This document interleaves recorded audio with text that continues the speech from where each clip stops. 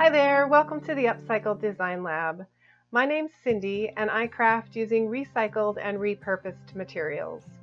If you're new here, I hope you'll stick around and check out some of my other upcycling tutorials, and if you like what you see, you can check the subscribe button below any of my videos to become a subscriber.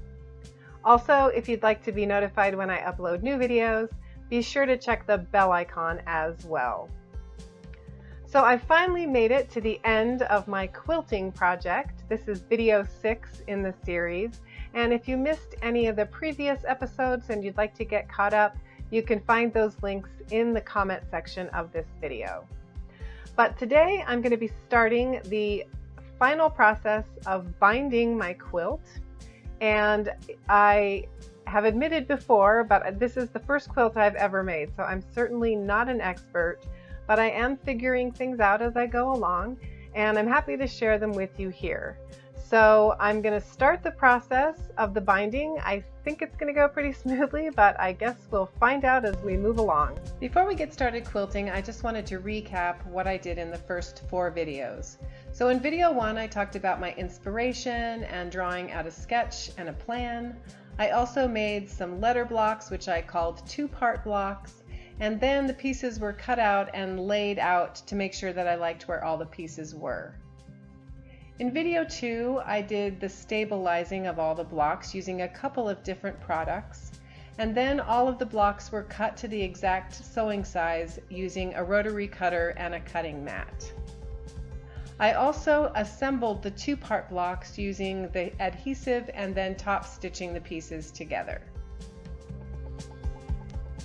In video 3, I worked with some of my problem blocks to fix some of the flaws using a pen technique, a stitching technique, and an applique technique. Then I was ready to finally start sewing all of the blocks together, so I built the quilt, and then using a sheet and some batting, I laid all the layers together and did the pin basting.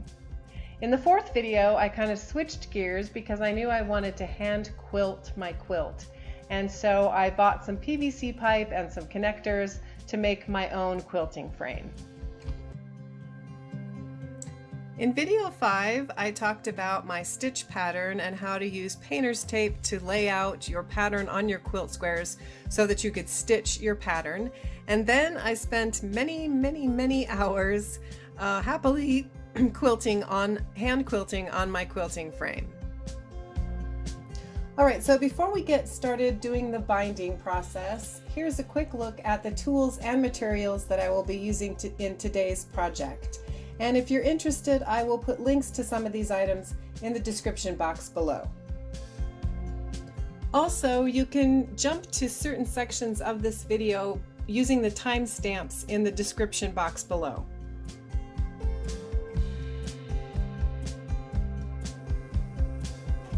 So I've got my quilt laid out here as best I can.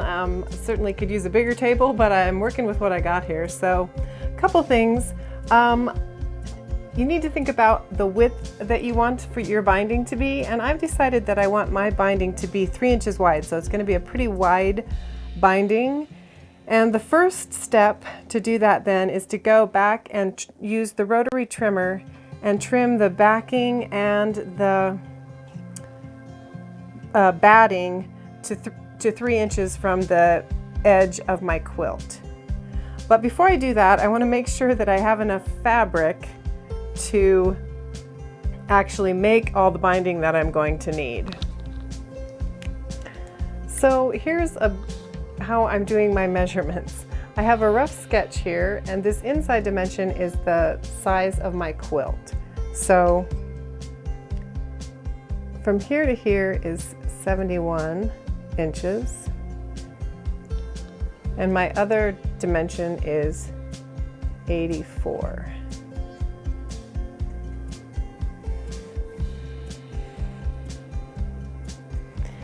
And since I want 3-inch binding all the way around, this bottom dimension will be 77.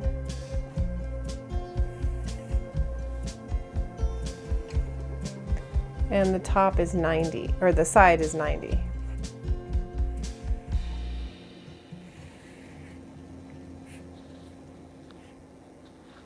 So I want to use my outside dimension for the binding. So I'm going to use 90 inches plus 90 inches plus 74 plus 74. And that gives me 334 inches. I'm going to divide that by 36 inches. And that gives me a little over 9¼ yards of binding that I think I'm going to need to go all the way around my quilt. So the next step after I figure out how long I want my binding to be is to figure out how wide I need to cut my binding in order for it to finish at the 3 inches that I want it to finish at. And the math for that is your finished width, which in my case is 3 inches, times 4, which equals 12, plus 1/2 inch. So I need to cut my binding at 12.5 inches wide. Oops. And the way that works is if this is my binding, I've cut it to 12.5 inches wide, and then the first thing that happens is it gets folded over in half, which gives you 6¼ inches. Then you sew the two layers to your quilt at 1/4 inch wide, so that now you have 6 inches. And then you're going to fold over the binding one more time and sew down your folded edge, and your quilt edge will be sandwiched in between these two pieces. So actually I folded this the wrong way. This should really be folded like this.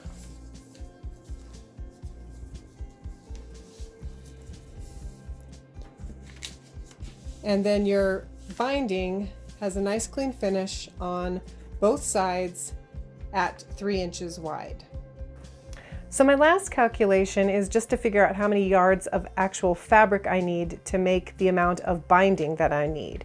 So the first thing I need is my fabric width, which is 45 inches, and the total number of inches of binding that I need is the 334.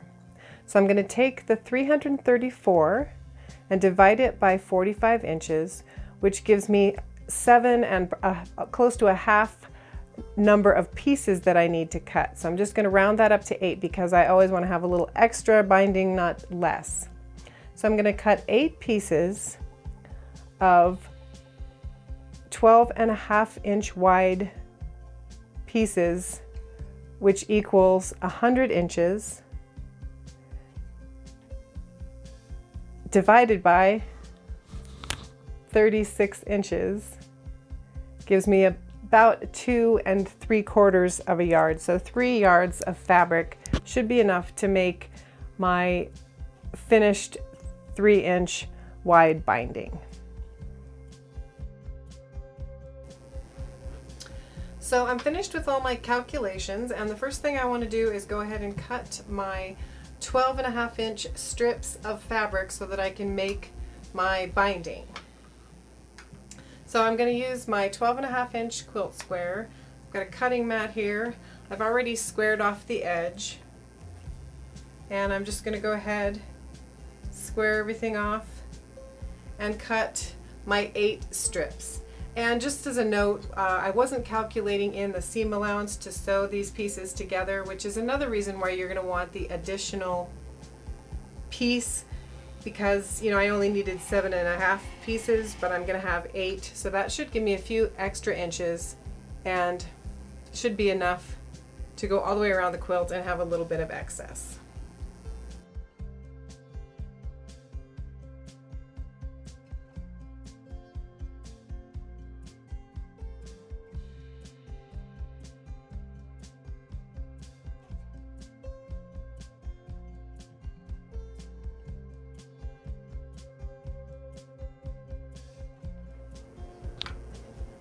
So I've got my 8 pieces of binding strips cut here, and I'm just going to set them aside for the moment, because while I have my cutting tools out, I want to go back and trim off my quilt so that I have 3 inches of batting and backing fabric wider than my quilt. So I'm just going to go ahead, and this is going to be a little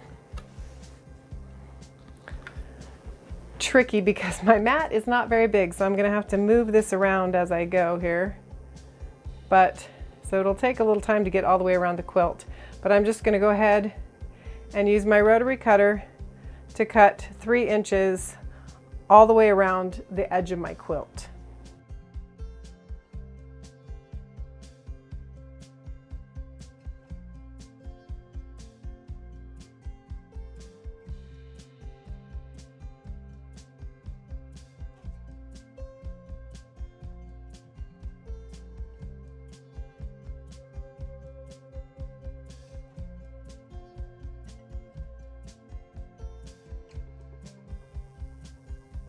So I've gotten all the excess fabric and batting trimmed off the edge of my quilt, and now I'm going to switch back to making the binding. A couple of comments. If you don't have a very large table, it is a little sometimes tricky to get this batting totally smooth with 3 inches. In some places I cut it a little bit short because it pulled, it stretches a little bit, and if it pulls at all, you can see that I have a little bit more backing than batting, but I think all in all it'll be all right. Just a note, so if you have a bigger surface to cut on, that probably helps. I've got my 8 pieces of cut binding here, and I'm going to start pinning them together, and then I will just sew them with a 1/4 inch seam like I did before. So I want to pin the right sides together. So here's my first piece.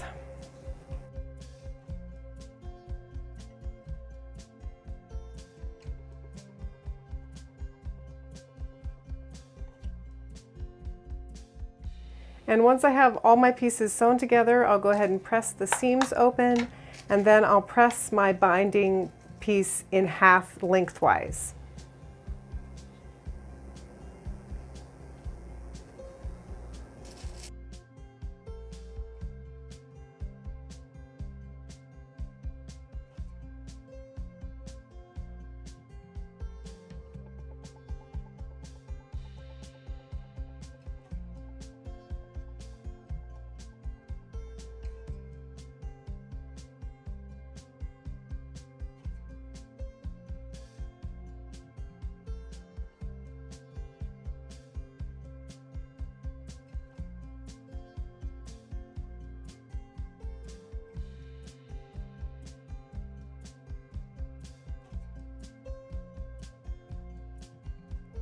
So I've got my binding ready to attach to the quilt, but I did want to just make a couple of comments.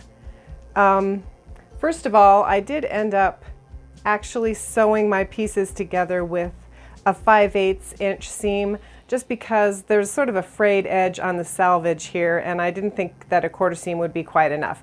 And since I should have plenty of length, the wider seam shouldn't make any difference at all. And then, of course, when you press the binding in half, you're pressing the seams toward each other so that the outside of you have the facing side of your fabric on both sides of this fold. All right, so here's where it gets interesting. I'm starting at the bottom of my quilt, and I want to start in the center, which is this seam right here. So I'm going to find the end of my binding. And I want to pin, what am I doing here? Whoops, there we go. So if I start in the center right here, I'm going to leave about 5/8 of an inch past my center seam. And I'm going to line up the edge of my binding with the edge of my quilt. Now the only thing is I want to leave the end loose. So I'm going to give myself plenty of room, and I'm just going to start pinning at my second quilt block here. So I'm going to go ahead and pin this together, and once I get to the corner, I will take this section over and sew it with a 1/4 inch seam on my sewing machine.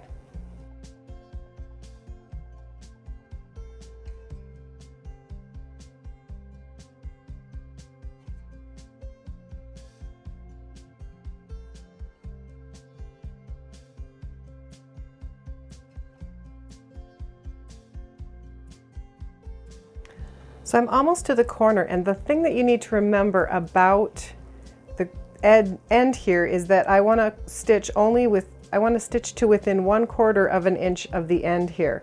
So when I'm stitching, I want to stop right about here with my stitches. So I'm going to be sure to put a pin right in that area so that I know not to go all the way to the edge of my quilt.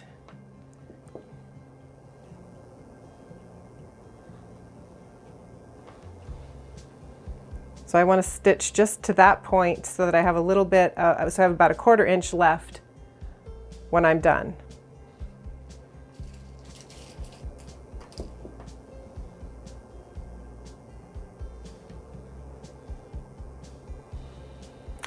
So I'm ready to take this to the sewing machine and get it stitched.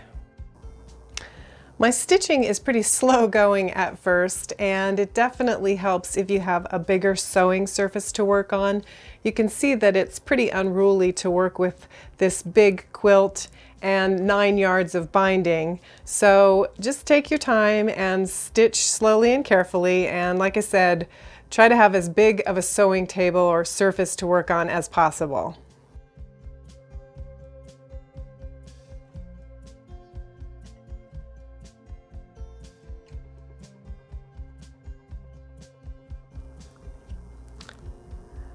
I'm at my first corner, and like I said, I've stitched all the way just to 1/4 of an inch of my edge of my quilt. And to make the mitered corner, I'm going to fold this back at 45 degrees. It's a little unruly with all of this binding here. So I want a 45-degree angle, but I don't want this fabric to end here. I want it to end right at the corner. And because I'm kind of new at this, I'm going to stick a pin right there. Just for a second until I get this other fold down. And then I'm going to fold the binding back down, line it up with the edge of my quilt, and I want to make sure that the fold stops at the top edge of my batting and backing. And I'm going to start stitching 1/4 of an inch all the way down after I pin this edge, and then when I get to the next corner I will stop 1/4 of an inch away, just like I did on this corner.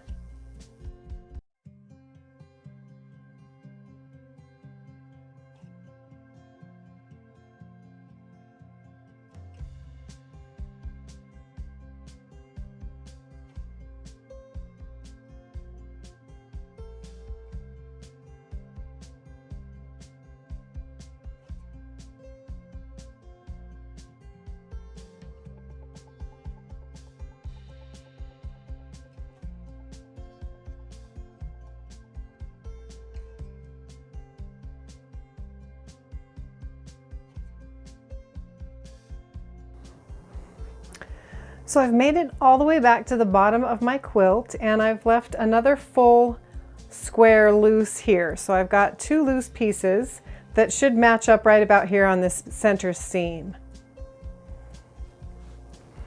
So you can see I have a little excess here like we were planning.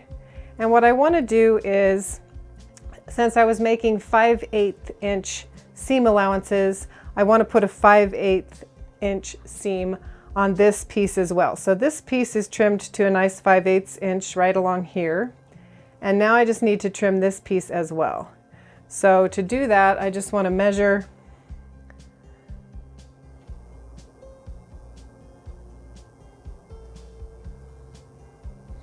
.5/8 inch along this seam and mark a line on my binding.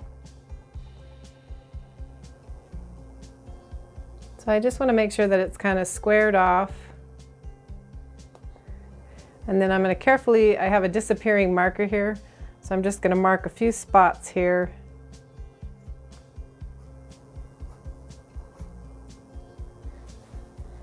And then I can go back with my cutting mat.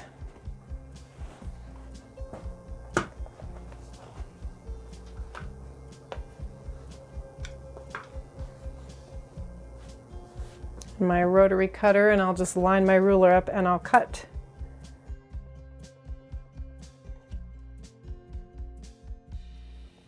the binding so it should match here. Now the reason you want all this space is because I need to open up the binding and go back and pin these ends together.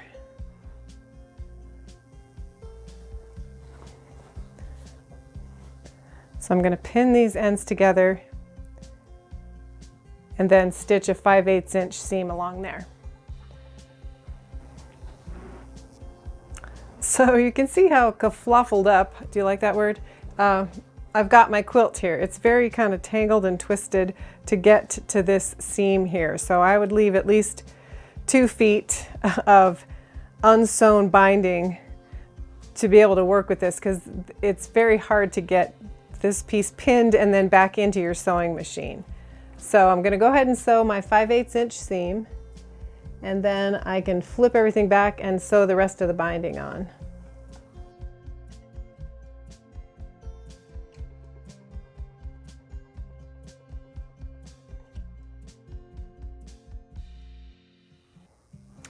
So once that seam is sewn, you could press it open, but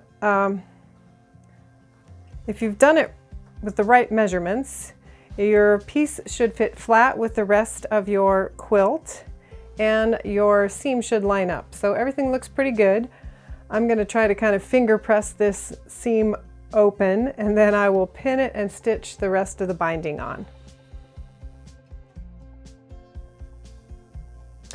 I have a couple of confessions to make. When I was pulling all this quilt around, it's pretty heavy, and I did beat up the edge of my batting pretty good. But I think I'm going to just be able to tuck it back in there and pretend it never happened. And then another thing is that I do have some puckers here, and you don't want that, but this is going to be the inside of the binding, and it doesn't show on this side. So I lucked out, and I can just leave my little tucks there and not worry about it. So the next thing we're going to do is fold the corner and pin the edges down. So this is the way I've stitched it. I stitched down this way after I stitched this way. So if you open the binding up, you're going to see that you have a nice finished edge on the front of the quilt, and you can start to see this nice mitered corner coming over. I've flipped my quilt over so that I can go ahead and fold my binding onto the back where I'm going to stitch it, and you just want to fold it, the folded edge, back up to your stitch line where you stitched the binding onto the quilt. And a purist probably would have cut off or trimmed back this backing. I'm not too worried about it. It's pretty lightweight fabric, and since I kind of messed up my batting a little bit, I'm just going to leave that there for a little bit of extra support. So when you get to the corner, you're going to see that you have sort of this angled edge, and I'm just going to go ahead and pin this one more time here. And then when I fold this back along the, down to this sewing line, you can see that I'm getting another mitered corner on this side.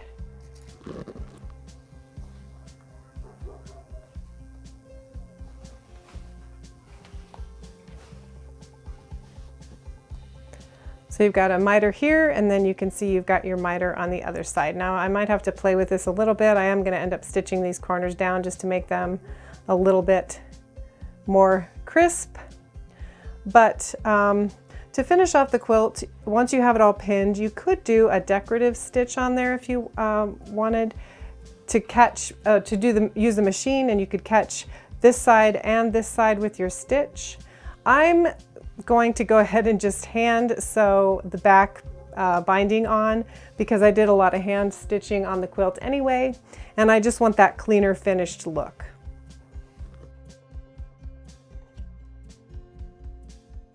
So once I've finished stitching around the quilt and finishing off my mitered corners, I will give the binding a quick press, and that will complete my first quilt. I want to give a special shout out and a thank you to my friends Kathy and Lauren. Thank you so much for letting me experiment with your t-shirts. And that's it for today's video. Thank you for watching. If you enjoyed today's video, please be sure to give it a thumbs up. If you missed some of the previous videos in this series, you can find those in the description box below. And I hope to see you back here soon in the lab.